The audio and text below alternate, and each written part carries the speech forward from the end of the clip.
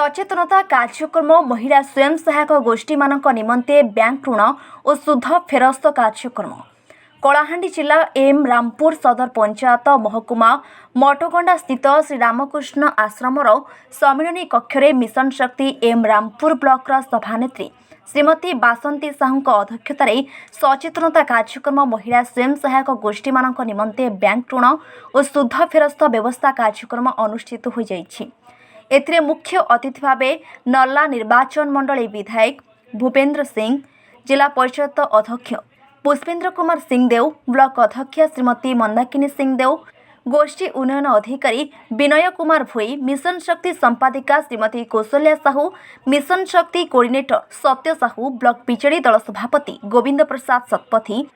OLM Deepti किशोर नायक जोगदे राज्य सरकार विभिन्न योजना उपरे निज निज वक्तव्य प्रदान करथिबा बेले समाजसेवी विकास रंजन सिंहदेव, साइदलंगा पंचायतर पूर्वतन समिति सभ्य भवानी शंकर साहू, प्रदीप कुमार पाणिग्राही, प्रेमसागर नायक प्रमुख जोग देइथिले। कलाहांडी जिलारू भीष्म साहूଙ୍କ रिपोर्ट, संघर्ष न्यूज।